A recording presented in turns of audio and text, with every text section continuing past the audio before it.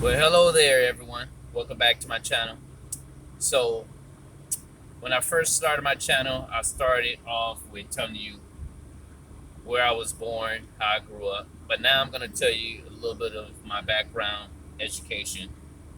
And so, when I talk about finance, savings, investing, politics, you have a little bit more better idea of my perspective and my ideology. So, basically, I went to college for international business and also psychology. Now, many years later, I think about the decision that I made and that maybe since growing up in San Francisco and around Silicon Valley, maybe I should have went into computer science. But you can't get upset of what was done in the past. You could just learn from it and make the best out of your situation, right? So I decided to go to school for international business, where they should have told me that if you went into business, that not only you'll be going into business, but you also will become a English teacher, a math a math teacher, and many other hats.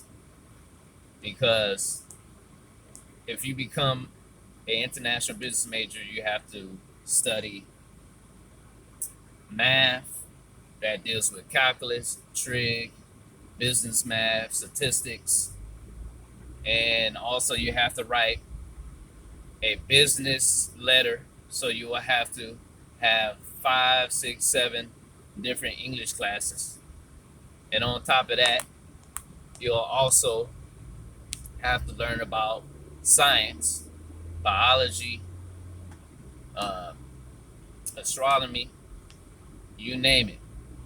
So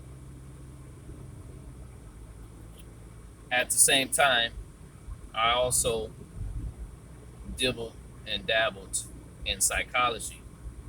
And mind you, how psychology and business go hand in hand, because there are individuals who study the habits of how people decide on whether or not to buy a particular item. So they do studies, they do advertising to get people to buy things that they really don't need. So those things are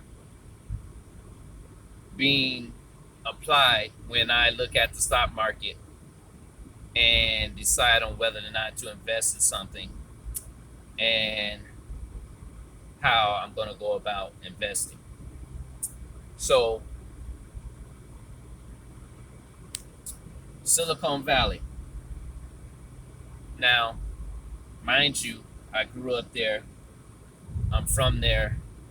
And not once that I had an opportunity to be a part of the dot commerce or the techies movement. Now, I remember when Hewlett Packard had their personal computer where I had to pay almost $1,200 in order to get this personal computer. It's like one of the first ones they had, and I had pictures that I have to find those pictures, but I was around it, but never had an opportunity. I even had friends who were computer science majors. At the time, I didn't even know what that was, computer science major. But yet, many of people throughout California were starting startup companies. You know, you had Steve Jobs, you had Bill Gates, and you had many others. But yet, I never had an opportunity to get a piece of that. Now, I've seen many people come from other states to prosper in Silicon Valley. I've seen many people from other countries come to Silicon Valley and prosper, but yet I don't hear too many people who are actually born and raised in San Francisco being able to prosper. And I'm wondering why. Because you have Stanford, you have Berkeley, and many other avenues to allow for people to actually be a part of that. Now, I don't know that many people had to major in computer science in order to be a part of Silicon Valley, because there are many people who started up businesses, and there's many of people who are billionaires right now who drop out of school in order to start their business. Now, mind you, they dropped out of school, but they didn't just drop out of any college. They end up dropping out of places like Harvard, Yale. But at the same token, you have individuals who went to these Ivy League universities and became successful in tech, and also have degrees, like the world's richest man right now and the second richest man, right? Bezos graduated with honors from Princeton, and I think that Elon Musk also graduated. I think he graduated in physics or something like that. So for those individuals who say, you don't need to go to college, you don't. But remember, these individuals who are graduating and dropping out are dropping out of highly prestigious universities. So just be mindful of that, and that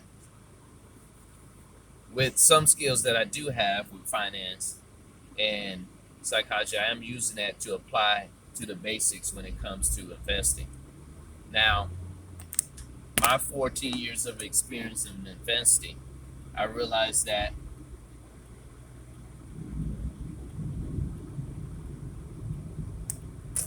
you can't follow what everyone is doing, and you can't always follow the hype, because when it comes to the fundamentals, companies have to make a profit. Now, they don't have to make a profit in the beginning, but eventually you want to be investing in those companies who are actually making a profit. Now, I know we are very pumped about Bitcoin, Dogecoin, and many others, Coinbase, but at this point in time, yes, we have a lot of people invested in these companies, but they're not actually making a profit right now. So just because you have everybody and their mama invested in these companies doesn't necessarily mean that you should do it. Now, when it comes to the stock market, it's the fundamentals that you have to understand. You want to invest in something that is actually making a turnover, not something that is still in the negative. Companies like Tesla, companies like Dogecoin, companies like Bitcoin, right? Cryptocurrency and all of that stuff, right? They talk about there's a limited supply, right? But yet, it turn around, you look up north, and then you realize, oh, Canada is also coming out with their own company when it comes to Bitcoin. But yet there's a limited supply, but yet you have all these other companies popping up and trying to sell you Bitcoin as well. But when it comes to investing, and just like real estate as well, you want to buy at the bottom than at the top. Now, it doesn't necessarily mean that you have to be so cheap that you're buying things like penny stocks. Now, penny stocks are very dangerous. You can lose all your money. So you want to be a little conservative but yet not too conservative where you can't actually make a profit and you can end up losing all your money.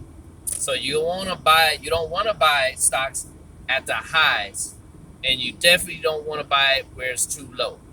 So basically, when I invest, I like to buy things between $10 and $20 because that allows me to buy more of that particular stock, buy more of the shares.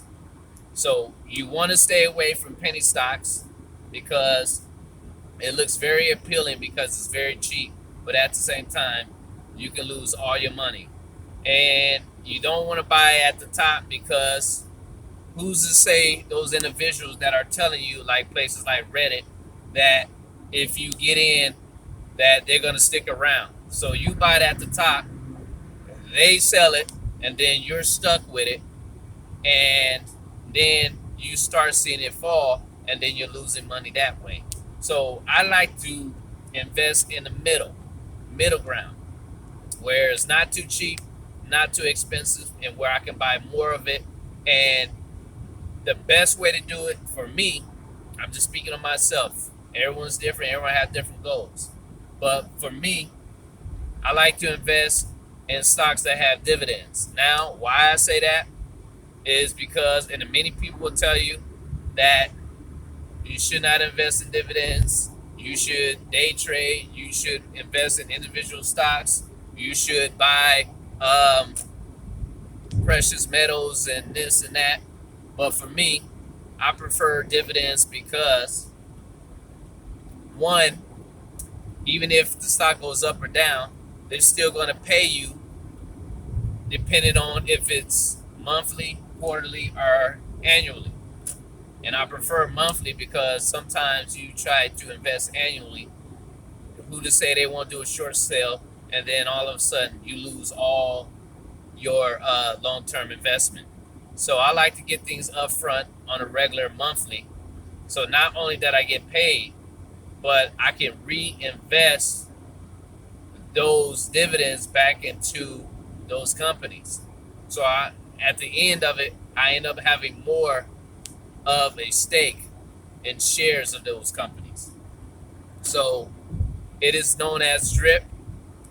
So each month it goes back into those companies, it reinvests, and each month these investments grow over time.